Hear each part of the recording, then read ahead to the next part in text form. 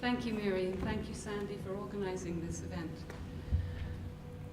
Film and television, I believe, is one of the most effective ways that we have of communicating a nation's culture and identity, certainly to a very wide audience.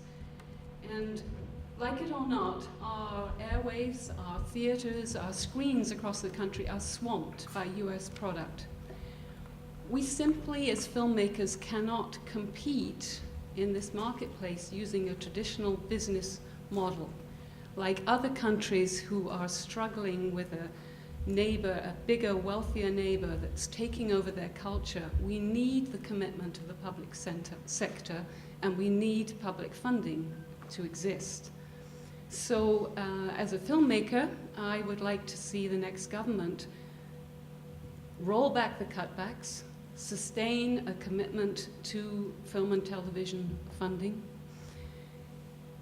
to the training, the hands-on training of new filmmakers, and I would like to see an increased amount of funding, a real commitment to developing promotion and publicity campaigns so we can actually help Canadians know what is Canadian film and television, to have a pride in their Canadian product, and look on the screens, look in the theaters to go and see that.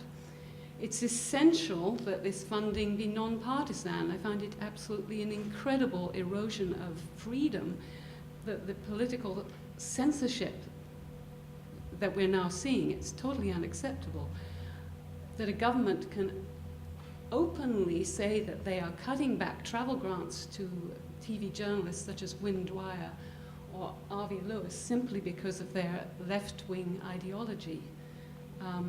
There are laws in place, there are systems in place to protect the public from unsuitable films, and we don't need that. Okay, 1 minute. On a personal note, it was the Canada Council Explorations Grant that initiated my whole process into making film. And as a result of that, we have a thriving, small but thriving company in this town. Over the last 20 years, I've produced over, on a quick count, about $20 million worth of programming. That's meant jobs in this town, it's meant training for new filmmakers, and none of it could have happened without public funding support.